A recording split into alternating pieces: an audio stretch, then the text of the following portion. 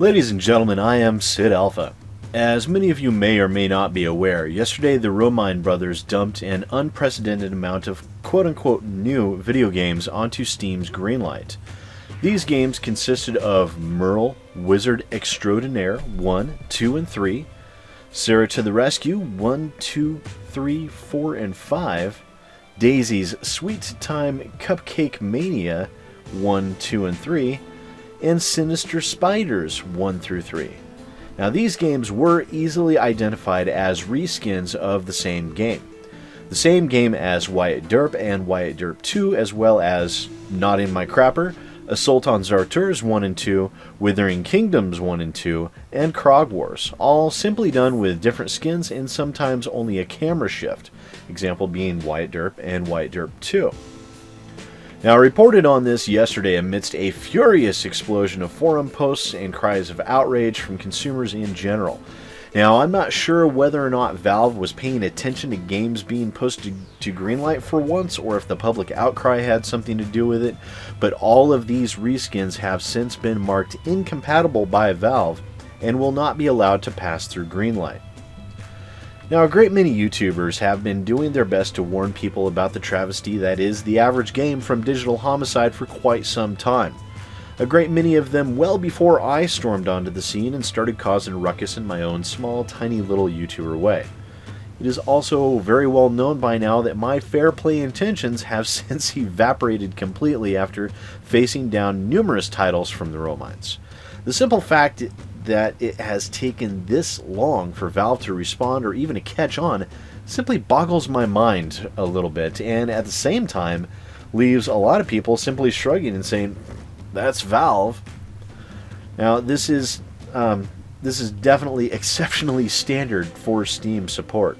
They are in general non-cooperative, unhelpful, sometimes even counterproductive, and always frustration-inducing. Nevertheless, all of these games that had not already made it through Greenlight have been blocked. Now, it absolutely boggles the mind, and I can't help but wonder exactly what the Romines were thinking.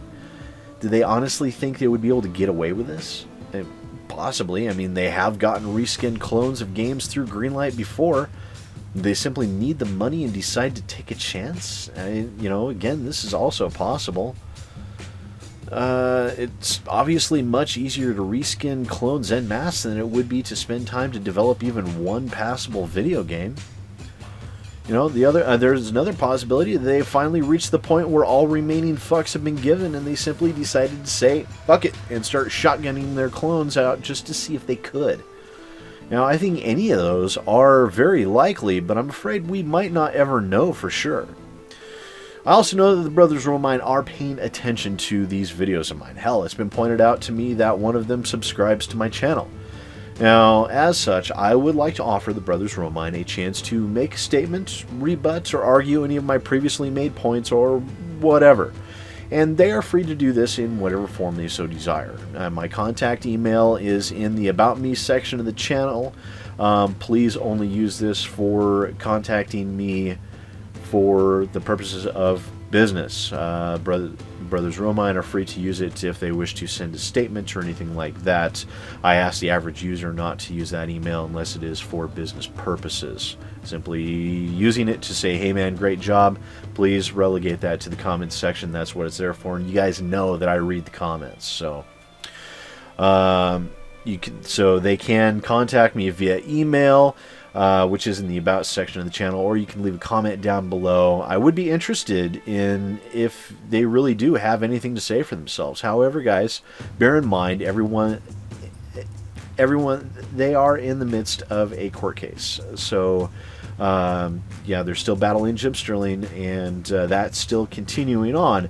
So they might not be able to respond because of that. I know that I personally probably wouldn't, and you can pretty much guarantee that because of the court case, that's why Jim Sterling has been so silent about a lot of these matters, is because it's better to be safe than sorry.